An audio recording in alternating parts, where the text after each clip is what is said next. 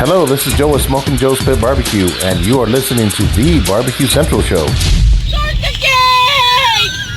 Let's go! We'll do it live. Okay. Well, do it live! I'll write it and we'll do it live! So to get that perfect barbecue, you use wood. Are you sure it's safe? Whatever. We put the lighter fluid on, strike your match, and... Oh! Should we call the fire department? That might be a good idea.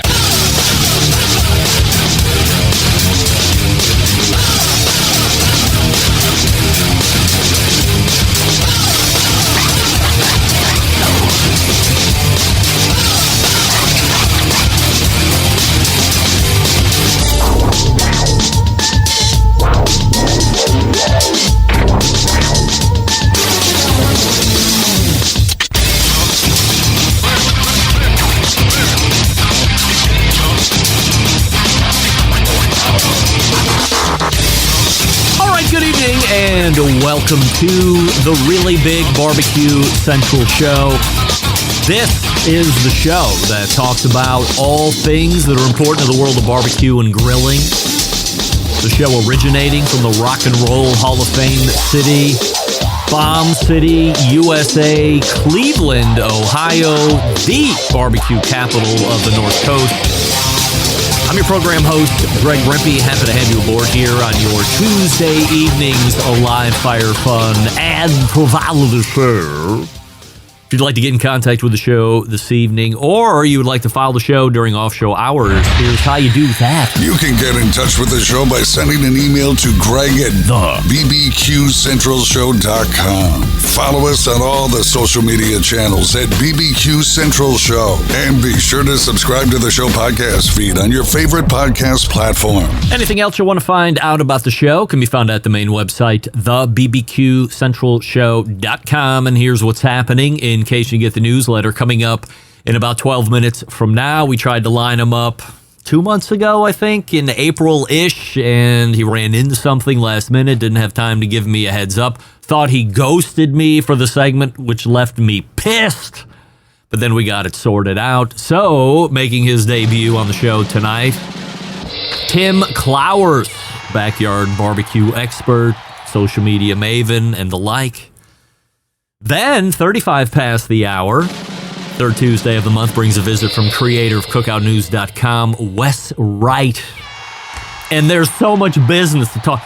I can't believe what's transpired in the last 30 days, not the least of which is a grill promotion by a brand who you may or may not be familiar with if you are a rube or even intermediate in your knowledge in the industry at the moment. It's maybe a brand you've never heard of. For those experts and nerds like myself, maybe some of the Centralites, you've heard of it.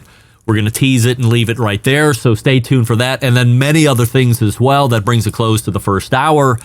And then we will move to the second hour, where we will have a visit from now Barbecue Hall of Famer this year, 2024, Ed Fast Eddie Morin. Very excited to catch up with Ed. You might remember towards the end of last year, Ed did a origin story because he made it into the Barbecue Central Show's Guest Hall of Fame last year, the most important Hall of Fame out of all Halls of Fames.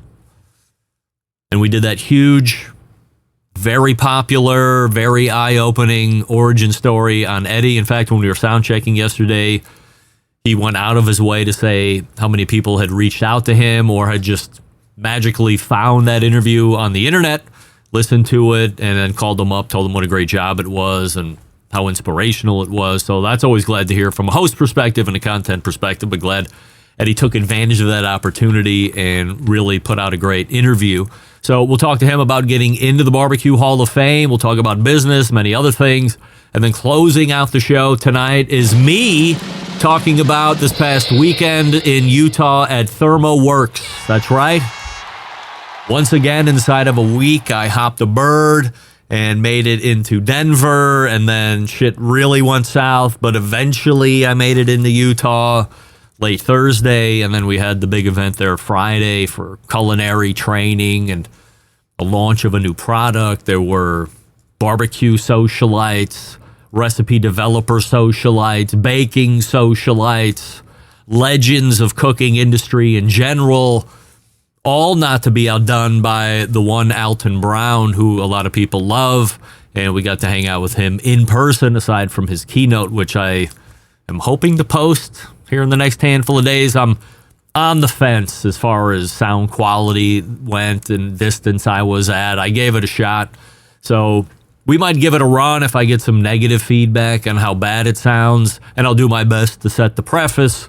But if it's really bad, I'll just end up taking it down. But I did record it for those that want to hear it and who are fans of Alton. So stay tuned for that here over the next couple days. Don't forget you can follow me socially, Instagram, Twitter, TikTok, Snapchat, LinkedIn, all with the handle at BBQ Central Show. And of course, we say good evening to those of you watching tonight through one of our video streaming platforms.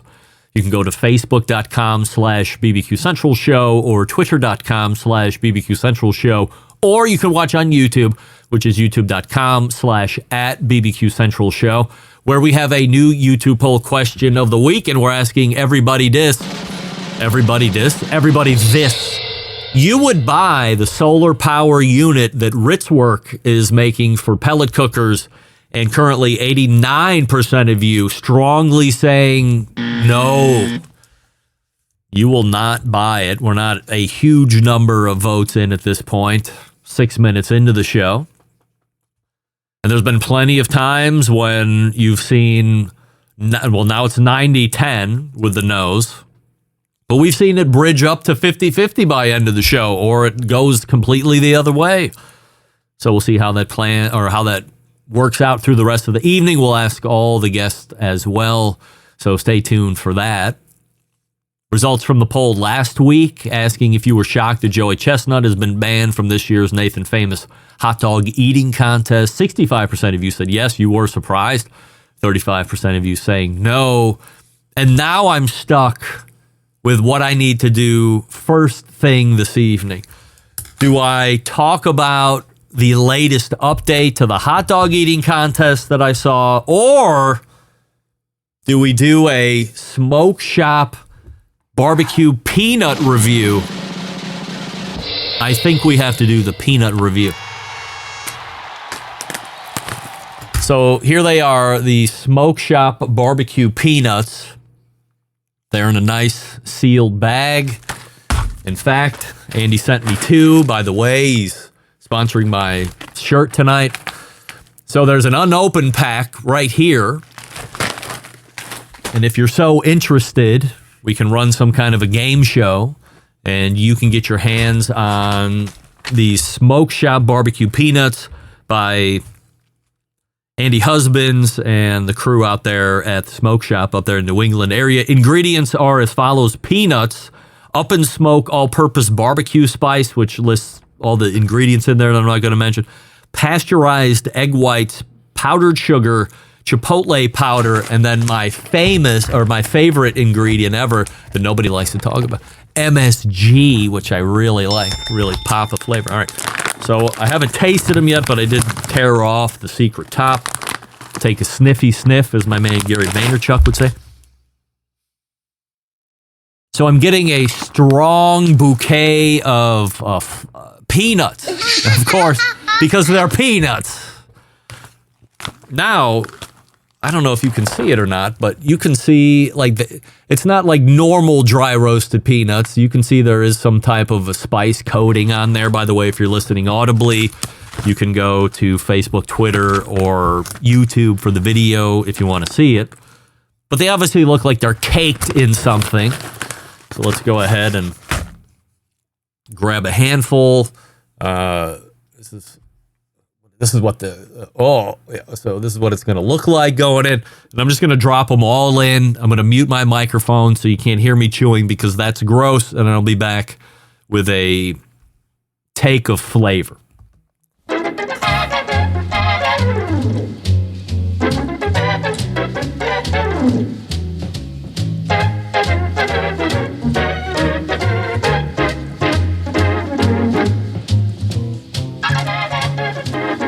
Initial hit of peanut, of course, followed quickly by a sweetness, a sugary sweetness. There is powdered sugar. And now, wow. Riding in the background and building is some heat. Whoa.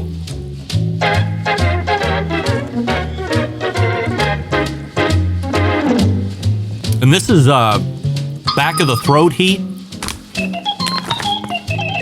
This has got to be coming from the chipotle powder, no doubt, and then whatever heat spice Andy has put in that barbecue rub that was the second ingredient listed.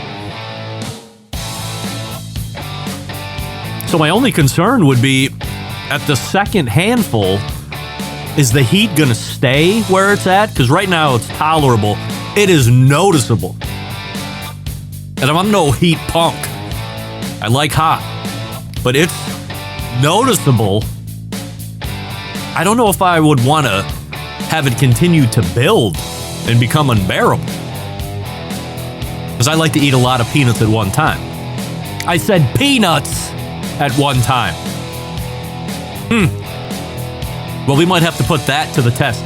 If you want the other bag, email me right now, Greg at thebbqcentralshow.com. And in the subject line, put peanuts. Peanuts, I said. I'll send you the other bag. And again, right off the bat, flavor of peanuts, immediately followed by sweetness, probably from the powdered sugar. And then this lingering heat. Wowee. If I drank, I would be washing it down with an ice-cold Budweiser.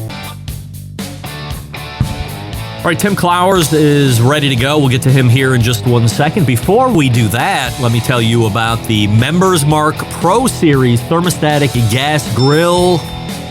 Only available in your local Sam's Club store and nowhere else except online at the Sam's Club website. This was thoughtfully designed and engineered with materials specifically selected for their durability and performance. The Firebox was designed to deliver the ultimate in heat retention, durability, and premium corrosion resistance. Every detail of the cooking system has been fine-tuned to ensure superior and consistent cooking performance, including heavy-gauge cooking grates, which I can attest to, powerful 304 stainless steel burners, which I can attest to, and a weatherproof channel ignition system that offers the most reliable ignitions in the industry. By the way, if I'm not mistaken, that ignition system is made right here in Cleveland, Ohio, technically east in Solon, Ohio. A former high school arch rival of mine, that in Chagrin Falls, but we digress. Members Mark Pro Series with the thermostatic control, now available at your local Sam's Club store. So if you want to use it as a regular grill, you can do that just by using the knobs to control the heat, or you can go crazy and dial in an exact temperature, 225, 250, and then 50-degree increments around the dial all the way up to 450 degrees. So you can roast, you can bake, you can even do slow-cooked ribs or pork butt or brisket. Remember, this thing has got a ton of space. Oh, by the way, really great stainless fit and finish, great storage underneath with cabinetry, and you have an infrared side burner? For how much? $6.99. It's winning the internet and it's winning retail.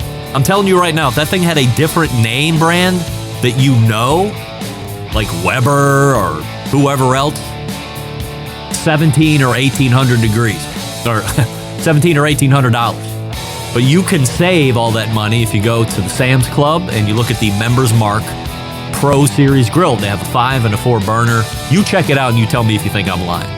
We're back with Tim Clowers right after this. Stick around, we'll be right back. You're listening to the Barbecue Central Show.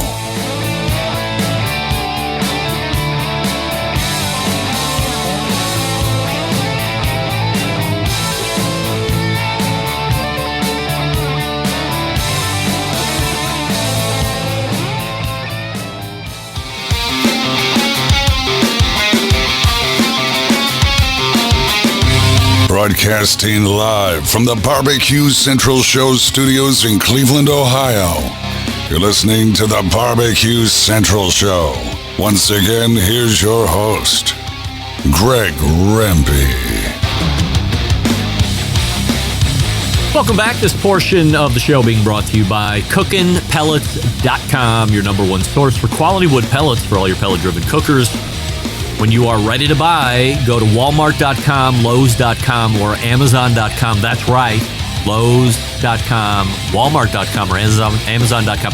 Same great products that you would find on the Cookin' Pellets website, except they have tremendously better shipping rates, it's told to me by Chris Becker, the guy that owns Cookin' Pellets. So he's telling me to tell you. And still chasing him down for an interview. It's very hard to guard.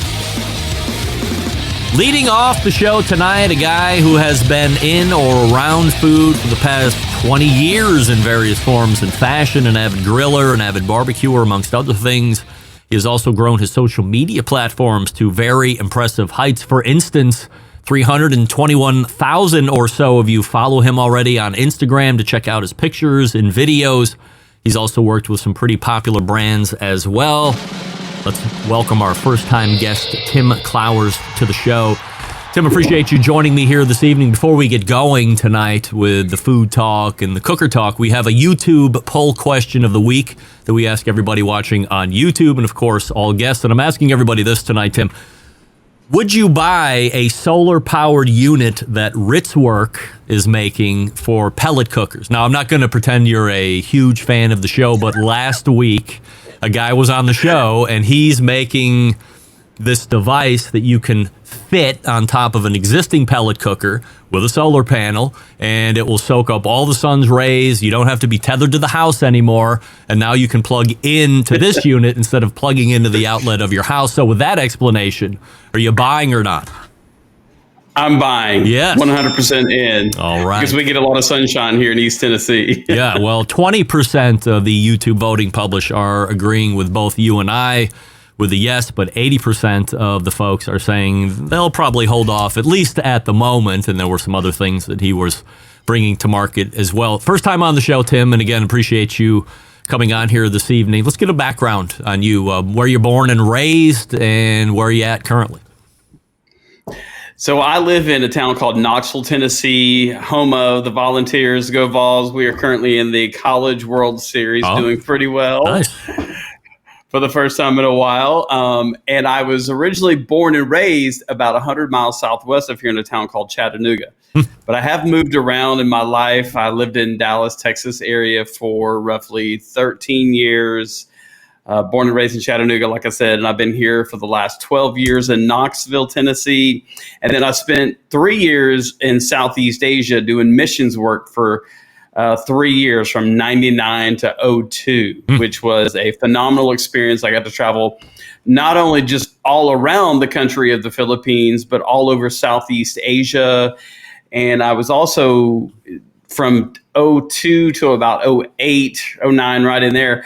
I also got to travel extensively all over Eastern Europe, Central Europe, Africa, mainly Central Africa, Central America, a little bit of South America, and all over the Pacific, and had a lot of, I guess I'm at about 63 countries, if you wanted to add my list. Is this all like for profession stuff, or why are you going to all these places? I would never go anywhere like that.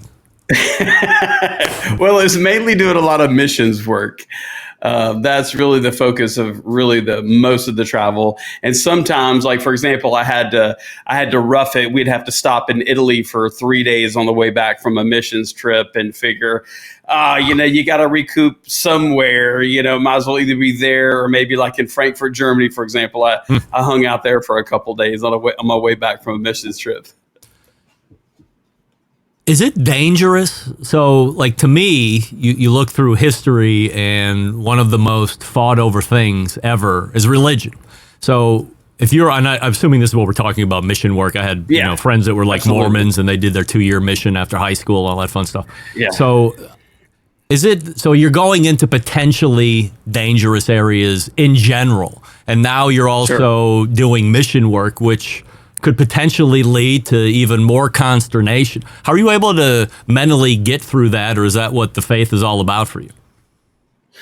Well, it is a little bit about what the faith is about, what you believe in. You know, if you believe in God and He's sovereign, He's going to protect you, then you have a purpose, you have a calling is the reason why you're going, number one. And then number two, there's also a little bit of common sense involved too. It's kind of like if you're I guess you want to say like a young female or a female, you don't want to go down to a dark alley by yourself around 1 o'clock in the morning. There's a little bit of common sense involved in knowing your environment where you're in.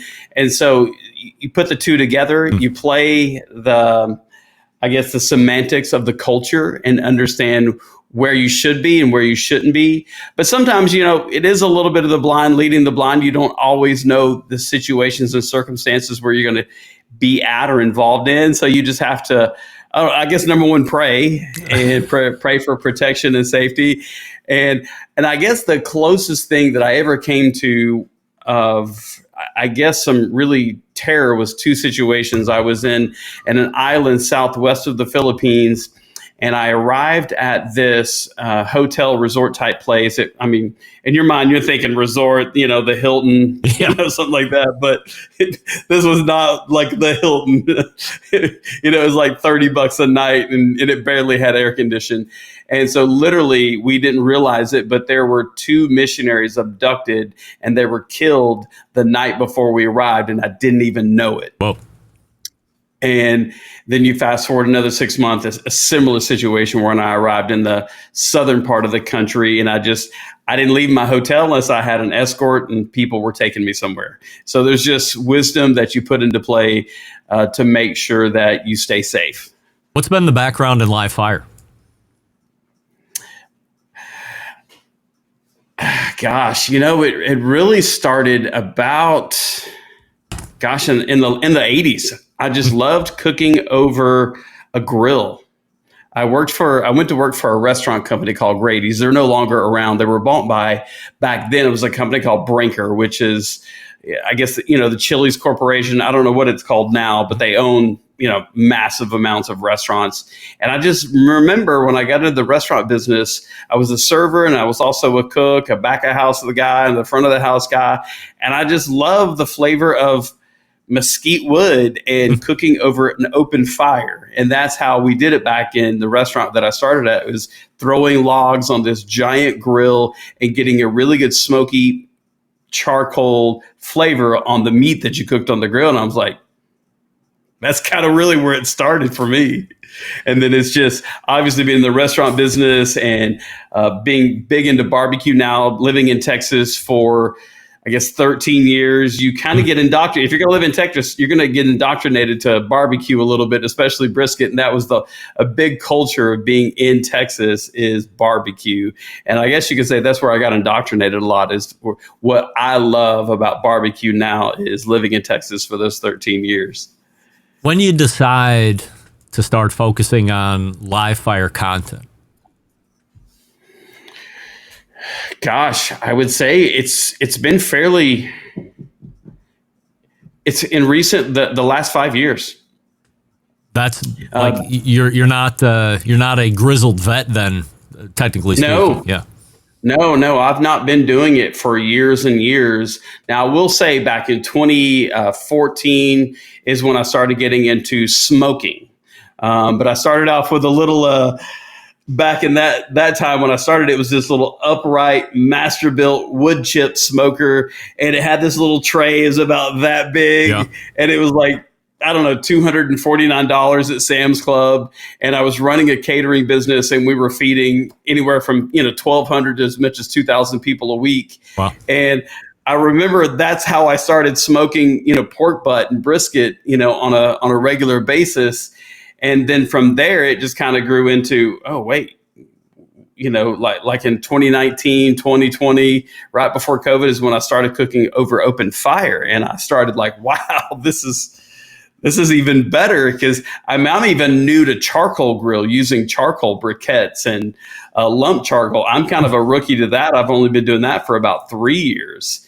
And just some of the flavor profiles that you can develop over, live fire cooking, it's amazing. And right in the middle of COVID, or right before COVID, is when I bought my first really big offset smoker, where, you feed it these big logs. And I just was amazed at the flavor that you can produce from that kind of a product. Like, for example, last week I made a video and I did a test. I had 2 pellet grills that I won't name. And then I had my offset reverse flow smoker, and I had 4 racks of ribs. I put 1 rack of rib on one pellet grill, and I put another rack of ribs on the other pellet grill, and I put 2 racks of ribs on my large offset smoker. And I took them through the same exact process and smoked them the same amount of time. And the end result, I mean, who do you think won the contest? I know who won it. It's the offset stick burner because it's a way different combustion process. You're moving a tremendous more amount of air through the cooker, and for whatever reason, that smoke penetrates that meat in a much different way. Yes. Look, the truth is this: the one knock against pellet cookers. I don't care if you tell me who the name of the pellet cookers are or not. I mean, we have sponsors of the show, but it doesn't matter. We only talk open and honestly here on the show. But the one knock against on any Chef and Rectech. all right, perfect. So the knock against has always been, if you want a heavy smoke profile or even a medium smoke profile, the pellet cooker is not going to be able to produce that. Now, maybe the long and the short of it is most people don't care to have a heavy profile or a dirty smoke profile on their meat, so the pellet cooker is just fine, not to mention ease and convenience, and you don't have to learn fire management and all of this stuff. But I'm with you. When I had a Lang offset and before that a close offset, there was no better tasting barbecue. And to your point of living in Texas, what do they use? They use offsets, and it's widely considered to be the best barbecue that's currently available across the United States, of course, under much debate. But for my money, and I've been around a number of the barbecue meccas, an offset stick burner provides the best barbecue. So I'm with you on that. Oh, I agree. And maybe a lot of the audience don't know, or maybe they do know. I guess you could say a pellet grill, they're great. They serve a great purpose, but it's really, in one sense, it's really a convection oven that produces smoke. Correct. You've built a large Instagram following, about 3 times or so the size of your YouTube channel at the moment. Did you start on Instagram first, or did Instagram just gain more traction for whatever reason? Actually, I started on TikTok first. That was my first platform. And the way that happened was right towards the end of the shutdown, I think in late 2020, early 21, my kids, my oldest son and my youngest daughter, they said, "Dad, you should get on TikTok. I think they would like you. You can cook. You can pretty much cook almost anything. You're not the best cook, obviously, but your personality, I think they would like you because you're kind of a goofball. You got a good dab vibe." And I was like, okay, why the heck not? So I got on TikTok and kind of goofed off for, I don't know, January, February, March, and didn't really take it too serious. And then all of a sudden we go on a trip out west, me, my wife, and my daughter, and I posted a video, and then we came back to the hotel that night. We're like, holy crap, this thing's got like 1 million views. Wow. And I was like, maybe I might be onto something, And so I just kept at it. And I really started truthfully in March of 2021. And by May of 2022, I had 1 million followers on TikTok. Wow. And then, I had an Instagram account, but it just kind of naturally, organically grew to, I don't know, 7,000 or 8,000 people, and people just started finding me. And then I started my full Instagram page. I started posting there, specific content for there. And then sometimes I would replicate. And then after there, I started YouTube. Then I started Facebook, and now I'm on Snapchat. Yeah. And it's come full circle. And for the most part, I make one video, but I do kind of split things up, and I do make separate content for each platform depending on what the dish is or whatever I'm cooking. With this notoriety, fame, whatever you want to call it, influence, you get approached by a lot of brands, you get a lot of cookers and other accoutrements. So I'm going to go out on a limb and say, you've either done deals or you've gotten your hands on some cookers. So what are you using, or what's in the backyard first, and then what are you using most often? So I have that has happened. I've gotten a lot of cookers and grills. I mean, you name it. I've gotten all kinds of different devices, and I love them. And I would probably say my two go-to favorite pieces of equipment that I've gone to for probably about the last year and a half to 2 years is my Camp Chef pellet grill, and I also have a Schwank infrared grill. Oh, nice. Yeah, those are. I love the Schwank because it's fast, it's simple, cleanup doesn't take very long, and there's something about my Camp Chef Woodwind Pro. I just like the result that I get out of it, and I'll just do a deep clean about every 3 to 4 months, and then I kind of restore it back to new. Scrub it down, get all nasty and dirty, and if you're in the live fire cooking business, it's a dirty business. Let me run you back to the Schwank real quick because they sponsored the show for the past 3 months. And I get a lot of questions especially when we have guests that just happen to mention that they have either used one or they're a current fan. What do you find the best ways to use it are? So I will say it's pretty versatile. In fact, I just used it about 2 hours ago. And that is no joke. It's not this wasn't planned or anything. It just so happened I used it, and it's very versatile from the sense of it'll cook almost any cut of meat in terms of a steak. You can cook seafood, and you can also cook chicken. I haven't really tried burgers yet, and the reason that I think it's pretty versatile is because it starts up fast. It heats, I guess you could say it starts up fast, easy. It's always reliable. It'll heat up pretty darn quick. And whatever you're cooking, depending on how high you raise that tray and what you're cooking, it's going to cook it really fast. Like, for example, I made salmon tonight, and I literally made salmon. I had about two 6-ounce cuts of salmon, and they cooked in 3 minutes. Wow. And I did a test. I flipped one skin side up and one skin side down. And the skin, I raised it up to where it hits that hot infrared portion of it, hits at about 1,500 degrees. And literally within about 90 seconds, I lowered it and I peeled the skin off, and it was almost crispy. Wow. Do you eat that? I do. Yeah? Okay. That's the weirdo Asian, time that I spend in Asia. Yeah, I'm not a big fish guy, but I mean, it's crispy anything sounds pretty good to me. Can it be too hot to cook, or is that where really learning the levels helps you out? It can. You just have to know the limits of whatever protein you're cooking on to know when or how much time it could spend up there in that hot, really hot zone, and knowing when you need to drop it down to, say a reasonable cooking temperature to finish cooking. Because once you get up there near that 1,500 degree mark, it's just going to sear and burn otherwise, because you just want to keep it up there about between 45 seconds to no longer than maybe 90 seconds and drop it to finish cooking. And depending on how thick it is, that's what will determine some of that and the temperature of your meat. If it goes in, like at 35 degrees or 40, 45 degrees, that kind of depends on it too. Do you ever take advantage of that drip tray and make like a resting sauce, or just throw 5-6 knobs of butter down there and let it melt while something's cooking, and then just drop something down in it to let it rest? I do. Whenever I do that, it's usually when I'm making a New York strip or a ribeye. Mm-hmm.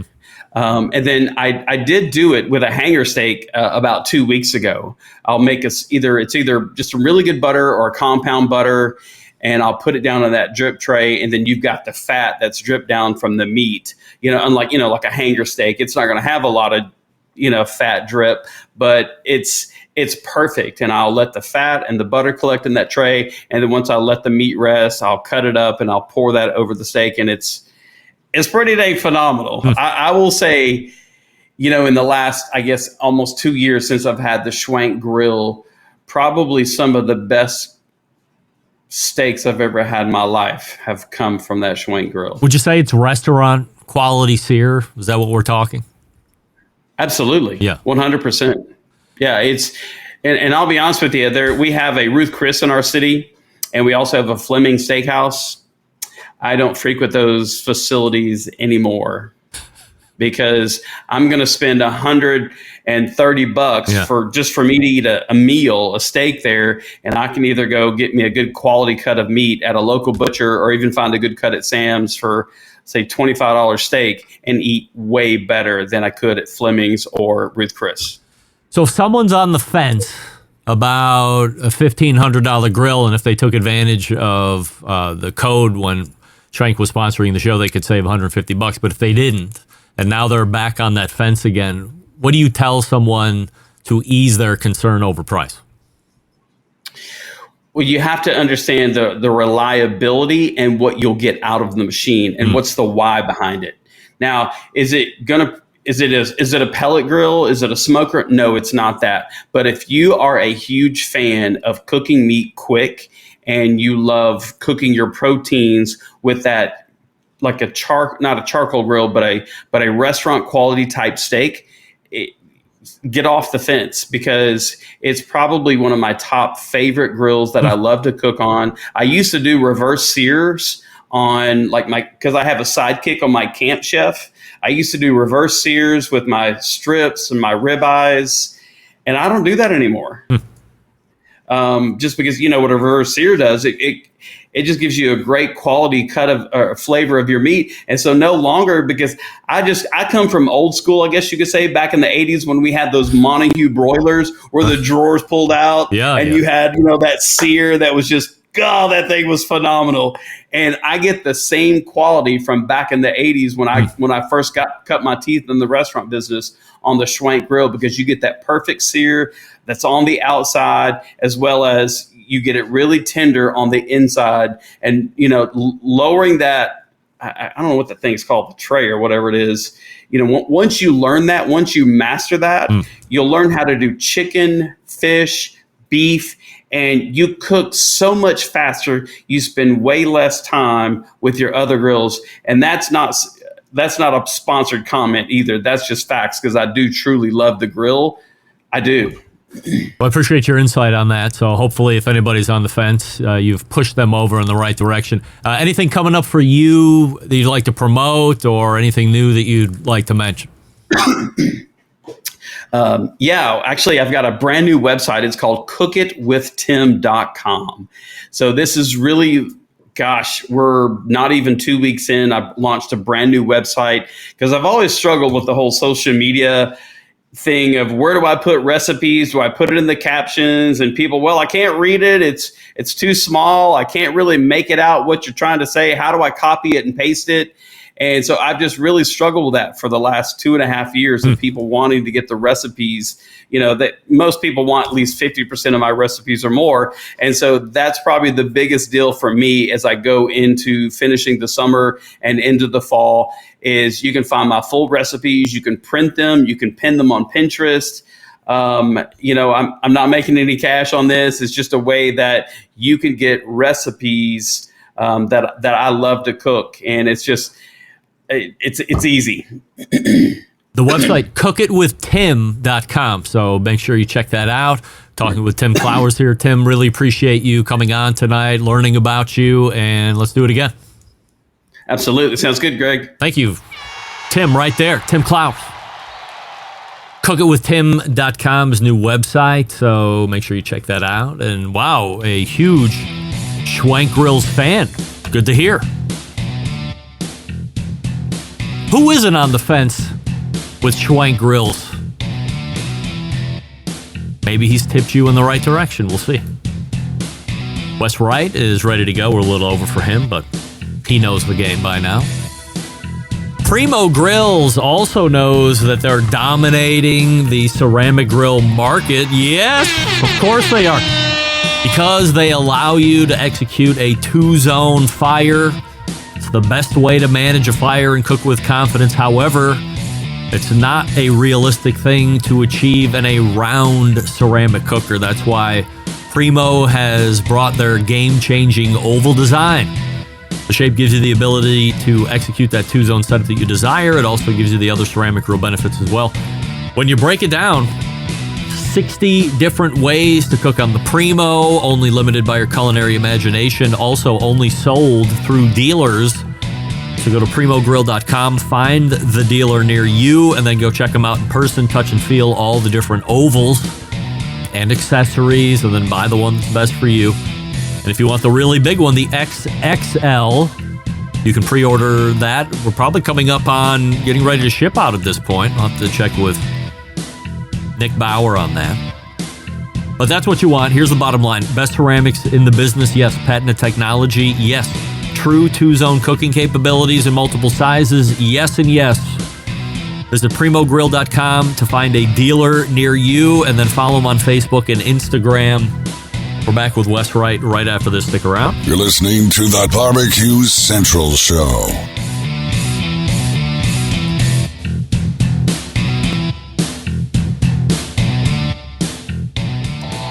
Howard Stern, Jim Rome, Dan Patrick, and Greg Rempe. The Mountain Rushmore of talk show entertainment. Now, let's get back to the Barbecue Central Show. Thanks to Tim Clowers for joining us last segment. This portion brought to you by Fireboard 2, Fireboard 2 Dry, Fireboard 2 Pro. Monitor up to 6 different temperatures simultaneously. Connect to Wi-Fi for cloud-based monitoring or the Bluetooth. Smart speaker compatible as well. Go to fireboard.com or call 816-945-2232 with questions. My next guest tonight runs cookoutnews.com. The third Tuesday of the month, regular guest here, 35 past the first hour. And he was once nominated for the Barbecue Central Show's Guest Hall of Fame. Indeed, Wes Wright joins us. Wes, YouTube poll question of the week time before we get going here this evening on a bunch of business stuff. You would buy the solar-powered unit that Ritzwerk is making for pellet cookers, yes or no? No. Why not? I guess it was a no with an explanation. Like I just don't need another pellet grill, but it's yeah, but this is solar powered, Wes. Yeah, I know. I have outlets though still, and I don't really go anywhere with my pellet grills. I think it's a cool idea though. Don't get me wrong. Do you have a backyard? I do, but it's a patio? big hill to get in my backyard. Yeah, I do. Well, now you could take that pellet grill all the way to the corner of the patio and not have to be worried about tethering to an outlet or running an extension cord, tripping hazard for the youth. I mean, this is probably the way to go. You should reconsider. What do we think? Yes or no?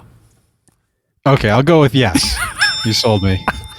I think for a portable pellet grill, it's a great idea, too. Oh, for sure. You know? Whatever happened to, remember Lion Energy a couple of years ago was making the bid in the live fire industry as far as like power banks, and they had, I don't want to say really big solar panels because then that conjures up thoughts of putting something on your roof, but they were things you like folded out and you just stuck them in the yard and then ran cables to the power bank, and you could, as long as you had sun, it appeared you could power a pellet cooker or whatever for as long as you wanted.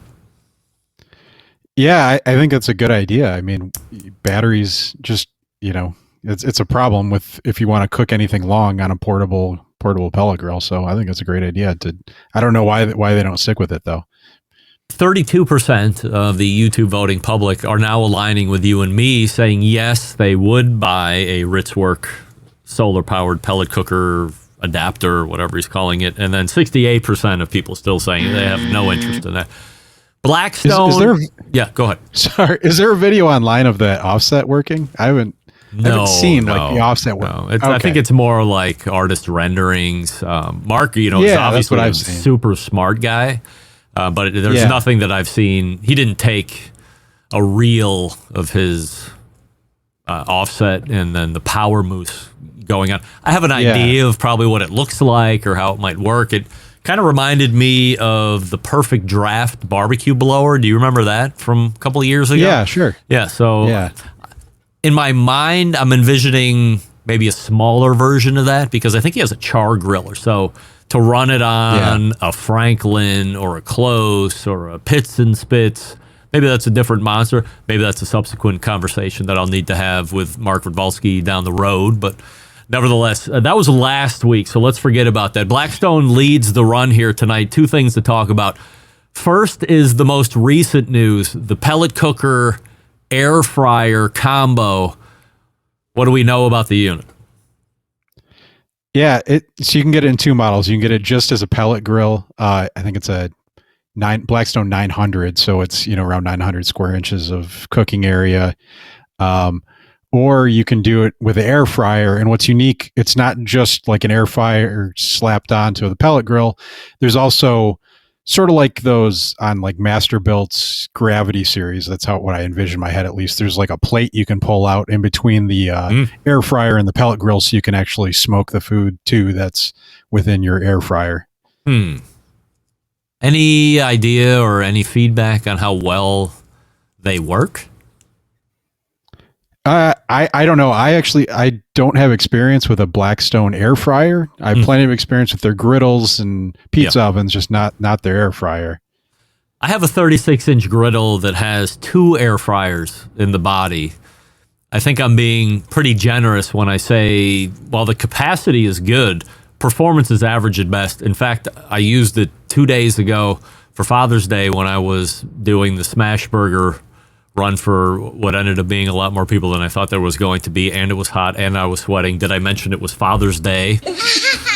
Nevertheless, I used the air fryer in there, and it yielded some of the most averagely cooked frozen Checkers French fries that I got at the local Five and Dime, to kind of the dismay of everybody that was there for the Smash Burger Fest. So I don't know, maybe they've I don't know how many people have complained about it, because again, I think sometimes people might not want to bitch so much because there is a decent capacity.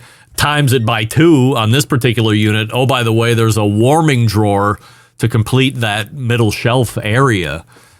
But it's all just pretty average to me. I'm a pretty discerning guy. So have you heard of anybody talking about average performance of air fryers on their Blackstone units? I haven't, but I'd be interested to know. Like, they also recently came out with just a standalone air fryer, so I'd be curious on the performance of that. Yeah, it's like for camping. It's like a portable air fryer unit. But I'd be curious of the performance of that, like more dedicated air fryer to one that's built into a grill, because maybe, sometimes people, they just kind of overlook that feature and don't do it as well if it's in a combo with something else. Was it a year or two ago that NextGrill brought out a smart gas grill, and then they also attached an air fryer to that? And we talked about it on the show with Ramsey Hawfield, and then I don't remember hearing anybody ever buy one or seeing a next generation of that a year or two later. Why are we attaching? I'm not an air fryer hater. There's a local radio Hall of Fame legend here in the Cleveland area that only cooks all of his food in the air fryer. Also steaks, which he says they're just tremendous and he won't go anywhere else except his air fryer steak. That's his prerogative. I would probably disagree on that. Why are we marrying up a air fryer to grills of every shape and size? I don't know. I'm kind of with you. I don't get the air fryer thing too much. When I was testing like that Ninja wood fire outdoor grill, that also was an air fryer, and so I played around with a little bit. But I just don't find myself cooking a lot of foods that I'd prefer in the air fryer. I can only make so many fries with my burgers. Beyond that, it just doesn't. I don't know. Maybe I'm not the right person for it. It doesn't appeal to me. I don't use one inside either. It's not really an appliance that I use. I put it next to my bread maker and juicer. I don't know. I was at a ThermoWorks event this past weekend for a culinary event and a class. Alton Brown was a guest speaker and attendee. He said in a panel discussion that air fryers are a fad. He thinks they'll fade away. Do you agree with that? You think we'll see the end of those in the next 5 years or less? I think, despite new ones coming out, I think they already have a little bit. I feel like a few years ago, I just saw endless articles about air fryer recipes. And I don't feel like I see it quite as much anymore. I unfortunately don't think that they're actually going to go anywhere. It's just one of those appliances that's going to be readily available at all the department stores 10 years from now, 20 years from now, because they made such an impact coming in. It was a bit of a mold breaker or a game changer. Blackstone also unveils a high-end set of griddles and pizza ovens and such, much higher price point than they were typically bringing things to market. You a fan of this? I understand what they're doing with their strategy there, and I think it makes sense. Because if you remember, I think it was last year they started coming out with more with outdoor cabinetry. They've like a little awning that you can get. Just in general, moving up market. They have some like upmarket griddles that are pretty expensive to go with outdoor kitchens. So I think these go along with that. I mean, they look neat. I like the little details they put on them, and they're, similar to what they have, just stainless steel, and then, with like bronze finishings and make it look better. Are you a buyer at the $2,000 price point for Blackstone, or are you looking at now a Traeger or a Rectech griddle or a Weber griddle or something at this point? Yeah, it gets a little bit harder because then you get like Evo and things like that start, breaking into that. So it's, I think it's a harder place to compete. I like having a cheap griddle. I guess I don't really need that, all the, that higher end stuff, but I do think there's a market for it. Yeah, I mean, so that's like my roundabout comment by asking you the questions is, I don't even know why Blackstone decided to go into the higher end price point market when they're owning mid to low end. Like they're living there. Everybody knows them. They're the Kleenex of the griddle. Why bother trying to throw? It almost seems like it's gratuitous to a certain degree. Yeah. I wonder if, they have such a stranglehold on the griddles. They have, 80% of the market. They're looking for more areas to expand into, possibly, and outdoor kitchens for them. Maybe it's a bad move though, and it gets them away from, keeping their eye on the ball of just dominating that griddle market. I've heard through highly reliable sources, rule number 1 of the show applies, of course, that Blackstone is going to bring a gas grill to market at some point. Have you heard anything similar? And if so, what do you think about the idea?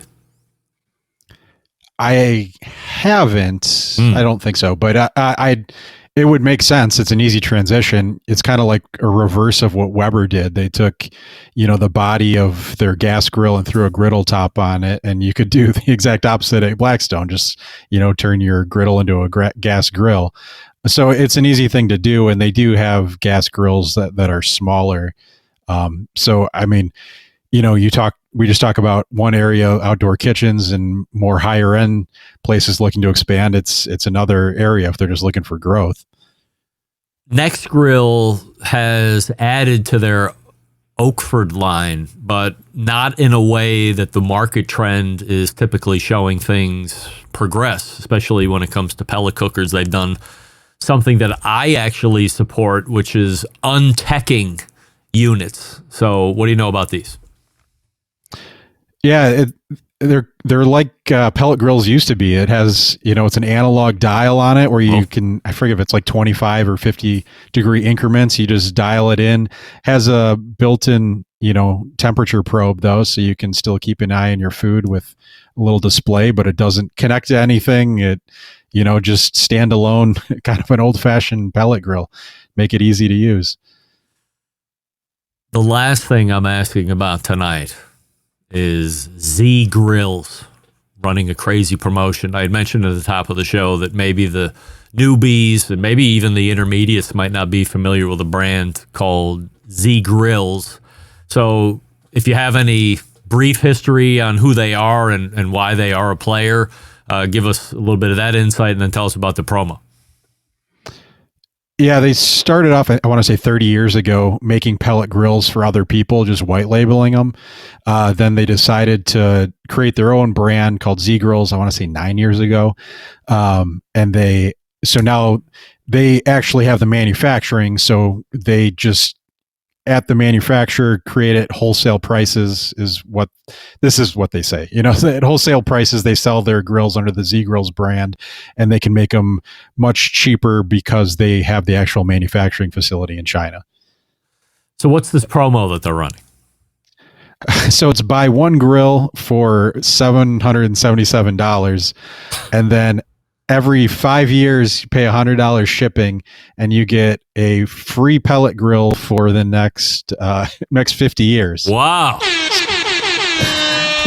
Winner. So $777 plus $100 every time for they ship. each ship it. Yeah, so you get 10 free grills. So it's $1,777 for 11 grills. Wow, that's insane. When do you have to trade back the one that they're refreshing, or all of a sudden you're going to have 100 grills in the backyard?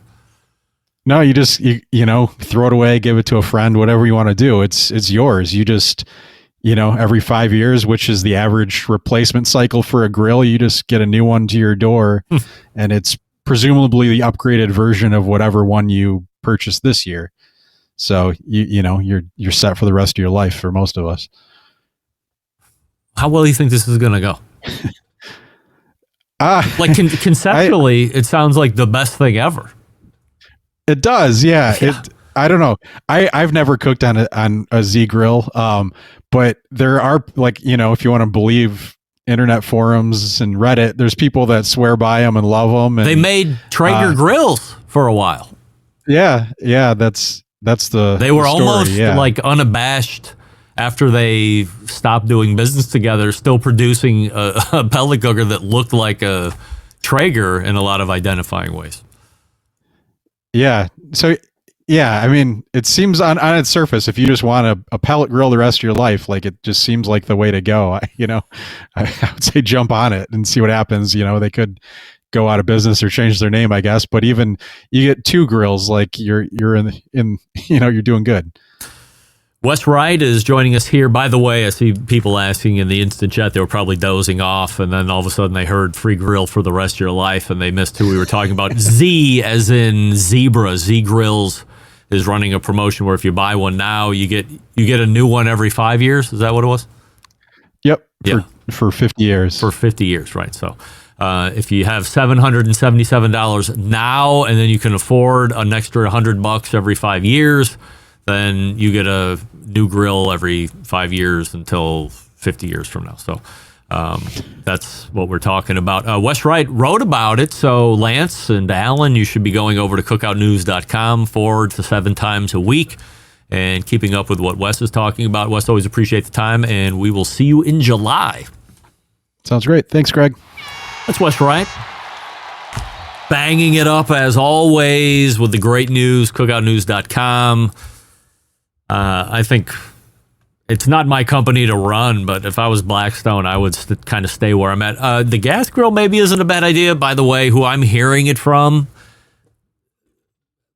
really reliable. It's not Roger Daly, of course. He's already denied that fact, but maybe that's why he's not coming back on the show at the moment, because he doesn't want me to lead off with the question about what about this gas grill? In any event,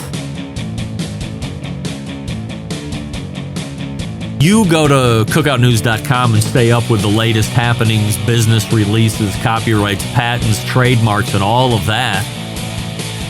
And then you can learn more about Pits and Spits, right? Are you tired of settling for mediocre grilling experiences? Of course you are. It's time to step your game up.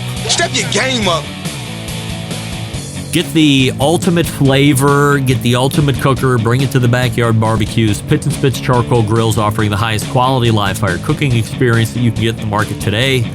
Using either wood or charcoal, these solid fuel grills produce those classic flavors you're looking for when you have the time to fire up the grill and cook for family and friends. With a large adjustable fuel tray, you can raise and lower the fire to control and fine-tune the heat. Their take on the very popular Santa Maria style grill.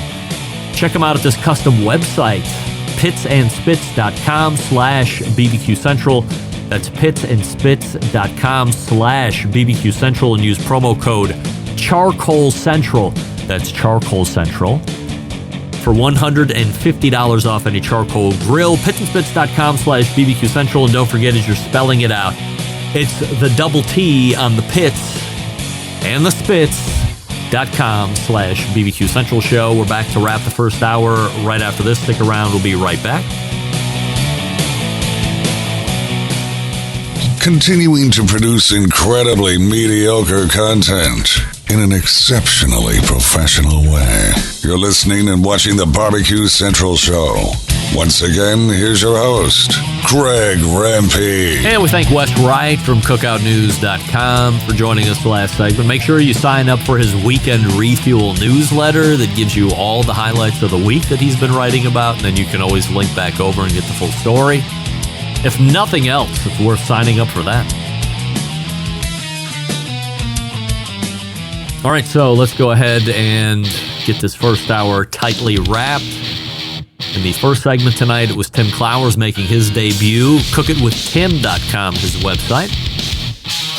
And then just finishing up here, last segment was our monthly visit with Wes Wright from cookoutnews.com, talking mostly about Blackstone, some about the new, less techy Oakford Next Grill, and then the promo that Z-Grill is running right now, where if you buy a specific model of Z-Grill that they determine for $777 every 5 years for the next 50, you can get a brand new grill. All you do is pay the $100 shipping cost, and you get an upgraded grill or a newer version of what would be the original cooker every 5 years. How could it not make money, right? Whatever. Take advantage of it now. And by the way, I would not take a dump on Z-Grill as far as manufacturing quality is concerned. For $800, it's going to be just as good as a lot of other stuff out there right now. They are the manufacturer. That's why they can do this. So, refresh your libations, and we will head to the second hour. Stick around. We'll be right back.